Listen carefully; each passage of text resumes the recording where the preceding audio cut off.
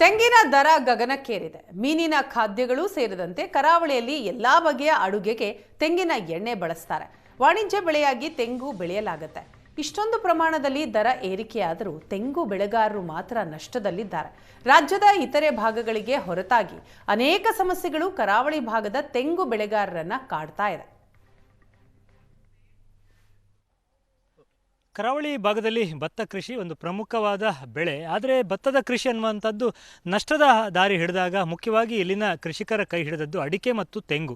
ಅಡಿಕೆಗೆ ಅದರದ್ದೇ ಆದ ಸಮಸ್ಯೆಗಳು ಒಂದು ಕಡೆ ಬಾಧಿಸ್ತಾ ಇದ್ದರೆ, ಮತ್ತೊಂದು ಕಡೆ ತೆಂಗು ಒಂದಿಷ್ಟು ಉತ್ತಮ ಇಳುವರಿಯ ಮೂಲಕ ಇಲ್ಲಿಯ ರೈತರನ್ನು ಕೈ ಹಿಡಿತಾ ಬಂದಿತ್ತು. ಆದರೆ ಇತ್ತೀಚಿನ ವರ್ಷಗಳಲ್ಲಿ ನಾವು ಗಮನಿಸೋದಾದರೆ ಕಳೆದ ಒಂದು ವರ್ಷದಲ್ಲಿ ಒಳ್ಳೆಯ ರೇಟ್ ಇದೆ, ತೆಂಗಿನಕಾಯಿಗೆ ಬಹಳ ಒಳ್ಳೆಯ ರೇಟ್ ಇದೆ, ಆದರೆ ಇಳುವರಿ ಬಹಳಷ್ಟು ಕಡಿಮೆ ಆಗಿದೆ ಅನ್ನುವಂಥದ್ದು ನಾವು ನೋಡ್ಬೋದು. ಕರಾವಳಿಯಲ್ಲಿ ವಿಪರೀತವಾದ ಮಳೆ ಈ ವರ್ಷ ವಾಡಿಕೆಗಿಂತಲೂ ಅತಿ ಹೆಚ್ಚು ಮಳೆ ಬಂದ ಒಂದು ಪರಿಣಾಮದಿಂದ ಬಹಳ ಮುಖ್ಯವಾಗಿ ಅದರ ಬಾಧೆ ಆಗಿರುವಂಥದ್ದು ಒಂದು ಕಡೆಯಿಂದ ಅಡಿಕೆಗಾದರೆ, ಮತ್ತೊಂದು ಕಡೆ ಈ ಭಾಗದ ಪ್ರಮುಖ ವಾಣಿಜ್ಯ ಬೆಳೆ ಅಂತ ಕರೆಸ್ಕೊಳ್ಳುವಂತಹ ತೆಂಗಿನ ಮೇಲೂ ಕೂಡ ಒಂದು ವಿಪರೀತವಾದ ಪರಿಣಾಮಗಳನ್ನು ಬೀರಿದೆ.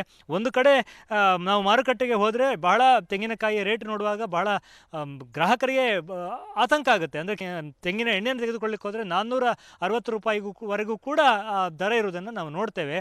ಹಾಗಾದರೆ ಇದನ್ನು ಬೆಳೆದಂಥ ರೈತರು ಸುಖವಾಗಿದ್ದಾರಾ, ನೆಮ್ಮದಿಯಿಂದ ಇದ್ದಾರಾ ಕೇಳಿದರೆ ರೇಟ್ ಬರ್ತಾ ಇರೋದು ಅವರಿಗೆ ಸಂತೋಷ, ಆದರೆ ಇಳುವರಿ ಸಂಪೂರ್ಣ ಕೈಕೊಟ್ಟಿರುವಂಥದ್ದು ಈ ಬಾರಿ ಬಹಳ ದೊಡ್ಡ ಸಮಸ್ಯೆಯಾಗಿ ತೆಂಗು ಬೆಳೆಗಾರರನ್ನು, ಮುಖ್ಯವಾಗಿ ಕರಾವಳಿ ಭಾಗದ ತೆಂಗು ಬೆಳೆಗಾರರನ್ನು ಕಾಡ್ತಾ ಇದೆ. ಒಂದು ತೆಂಗು ಒಂದು ಮಾರುಕಟ್ಟೆಗೆ ಹೋಗಬೇಕು ಅಂದರೆ ಅದಕ್ಕೆ ಸಿಕ್ಕುವ ದರ, ಬಂದಂಥ ಫಸಲು ಎರಡನ್ನೂ ತಾಳೆ ಹಾಕಿ ನೋಡಿದಾಗ ರೈತರಿಗೆ ಅದರ ಲಾಭವೂ ಸಿಗ್ತಾ ಇಲ್ಲ ಅನ್ನುವಂಥದ್ದು ಒಂದು ಗಮನಿಸಬೇಕಾದಂಥ ವಿಷಯ.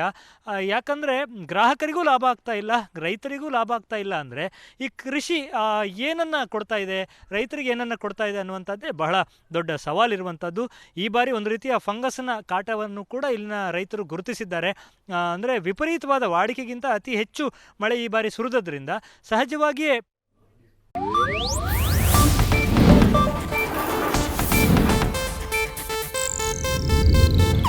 ಇದು ಏಷ್ಯಾನೆಟ್ ನ್ಯೂಸ್ ನೆಟ್ವರ್ಕ್ ಪ್ರಸ್ತುತಿ.